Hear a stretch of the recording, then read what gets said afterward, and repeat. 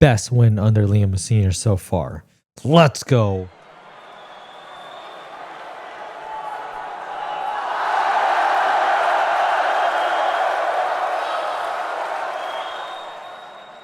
All right, everyone. Welcome back to American Blues Podcast. Let's talk about Crystal Palace Chelsea 3-1 win. Let's go. I would say this is the most comprehensive performance so far, especially after that midweek Champions League game. That was honestly, I thought about recording afterwards, but I had literally nothing to say because I was asleep for half of the game. That was one of the most boring games I've ever watched. But this was a real game. We went to Crystal Palace. Even though they're not doing well this season, they've sold a lot of their best players. Still, Crystal Palace are not easy to play against. They're big, they're strong, they're physical. The type of team that we struggle against the most. But I thought we played extremely well today, save for that last 10 minutes, which was just really, really weird that we ended up playing worse against 10 men than against 11. But I thought great starting lineup. I thought Andres Santos was massive in the midfield alongside Caicedo. And of course, who else but ESTEVAO? So good. That break, that pace, defender on him the whole time. I thought he made the angle really tough for himself against the goalie, but he hit that ball with so much pace at like the perfect spot where Dean Henderson just had no chance to save that one because it just flew by his side. There was nothing he could do. Amazing goal. Amazing player. The amount of power that he generates with almost no backlift for like a small player is just unbelievable. Unbelievable.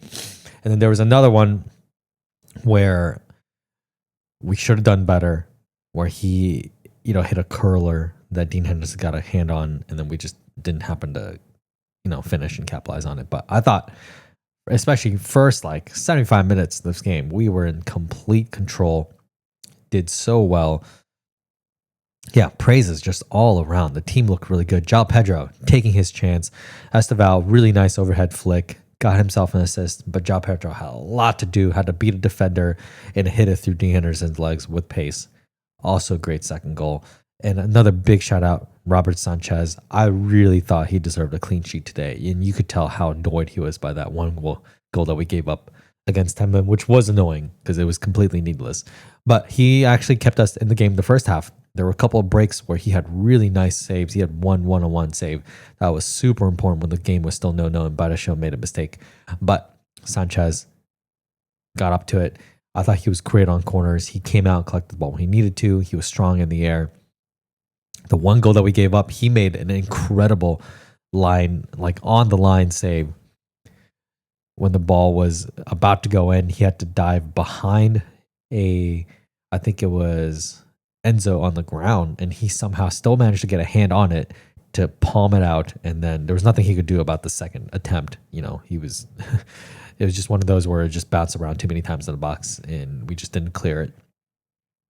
And they got their head on it and there's nothing we could do. But yeah, Robert Sanchez, fantastic game. Yeah, there's really no complaints from him. But overall, I thought the team had a lot of balance today, more balance than I've seen in a while.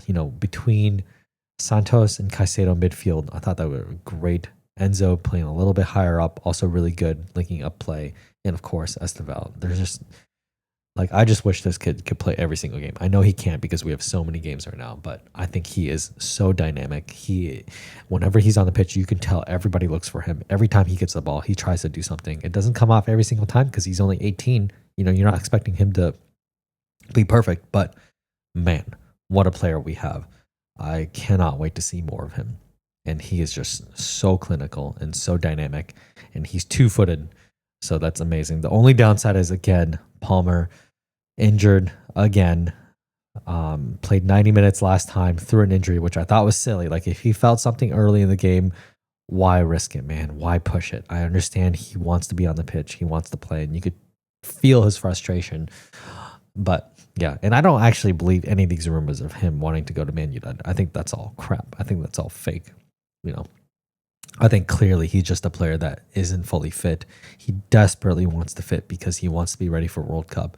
And he knows his only chance of playing in the World Cup is if he actually plays during the season and performs. And right now, yeah, I just feel like he just needs to take time and get fully fit and well before he tries to push himself again, because otherwise he's going to go in this bad cycle of pushing too hard, getting injured again, pushing too hard, getting injured again. And it's just not doing anybody any favors. But again, all we can do is beat the team in front of us. And Liam Senior so far, 4 wins out of 5, only 1 loss against Arsenal. You know, it's Arsenal. They're the best team in the league right now. So hard to be too down from that one. But yeah, like I said, all he can do is beat the teams in front of him. And he's done that so far. You know, there haven't been too many changes to the structure. We're still playing with, you know, one of the fullbacks coming in. He's basically keeping the same. But I think you can tell the players are a little bit happier. They're a little bit more motivated than when Maresca was at his end, when just there's so much negativity every single game around the whole club. But yeah, if he's getting the players to perform, if they're actually being clinical, then great. Maybe the change was worth it. But I still think it's a little bit too early to tell. You know, we will see going forward. The next game against Napoli in the Champions League is absolutely huge. Napoli, great team, great players. And it's a pretty high pressure game too, because if we beat them, then we essentially make the top 8 in the Champions League and then avoid any kind of 2 extra games playoff situation. So yeah, that's a big one to keep an eye on. And that's a big game. I would say that's probably the biggest game apart from the Arsenal one that Liam Senior has ever played. So that'll be very interesting to see how the team sets up, how he sets up, you know, how the players are. But yeah, Crystal Palace, I thought this was the best win under the Senior. We look great. We look confident. We were clinical. And if we could just keep a clean sheet when we're expected to, then that's the only thing. Last thing is these rumors about Josh Achapon maybe leaving permanently. Like, what are we talking about? What are we doing? I love Josh Achapon. I think he's one of our best defensive talents that we have. Like, what are we doing if we get rid of him either on loan or a permanent leave? Why do we have a player like Tosin playing any minutes? Any minutes? Why do we have Disasi coming back in the team? Why are any of these things happening instead of giving Josh Achapon as much playtime as possible so he is motivated to stay? Like, if we sell Josh, then these sporting directors truly have no idea what they're doing. Remember, this is a kid that Real Madrid wanted when he was only 16 years old. You can see his talent. You can see his athleticism. Like, he is one to build the defense around for the future. Him and Colwell. Like, getting rid of him right now is absolutely insane. The only way I'll accept this is if he goes on loan so he gets actual game time, and then we find a way to work him in to the first team consistently next season. Fine. If that's the plan, I'll accept it. But if we sell him this window, if we sell Josh Achapon this window, oh my God, I will lose my freaking mind. I'll lose it. Do not let that happen. And then these rumors about Julian Alvarez. I love Julian Alvarez. I think he would be an incredible addition to the team. Someone who can actually finish with consistency and is a striker, like a true striker, number 9. You know, he can play false 9. He can play as a 9. He can do so much up front for us. But I just don't think it's going to happen. I just thought the amount of wages that we have to pay him, the transfer fee that we have to pay, this is just so anti what we are right now, which we are only going after cheap young players who will accept a low wage. Julian Alvarez is none of those things. As much I would like that to happen. And from his perspective, why wouldn't he go to Arsenal or Barcelona? You know, this is one of those where Barcelona would just bend over backwards, do whatever financial trickery they have to do to get him, and they probably will. Or Arsenal will just say, hey, we're the best in the country. We can offer you the most. We can offer you the wage that you want. Come to us. And why wouldn't he pick that? Why wouldn't he? Yeah, so I just don't really believe these rumors anyways. And plus, the rumors are kind of silly anyways. It's more like, oh, Arsenal made an inquiry, so Chelsea, I guess, had to join in as well, but we're not even mentioned to be anywhere near favorites of what he wanted to go to. So, silly rumor season. And this defender, Jeremy Jacquet, that we're going after too. Sure, maybe he's tall, maybe he's athletic. Maybe he has a lot of promise. But again, it's another young player in defense. We have plenty of young, inexperienced players in defense. All right. Like we need just one experienced player to hold them together. Something like a Virgil van Dijk from a few years ago. That's the kind of caliber that we should be going for. We got plenty of young talent. We just need experience. So that's another silly rumor. And I just don't think we're going to pay the €70 fee that Ren want, which is absolutely insane for a player that they just got a season ago. So yeah, doesn't make any sense. I don't think that deal is going to happen anytime soon either.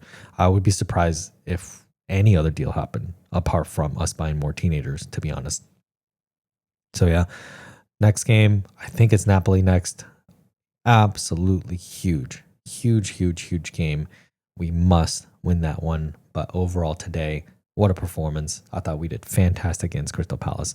All we can do is keep playing like this going forward and then keep defending a little bit better, especially towards the end of the game where we should not be giving up a goal against 10 men. Should not happen.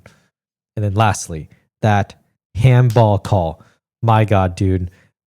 Even I was like, do not give this handball. Don't do it. Don't do it. There was literally nothing the Crystal Palace player could have done. His hand and arm was behind him, as close to his body as possible. The ball was in a really close range too. Like apart from him ripping out his arm and just throwing it away, there's nothing he could have done to prevent that ball from hitting his arm.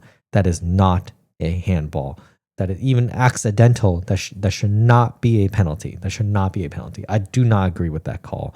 I think the VAR handball situation in the country is just so broken.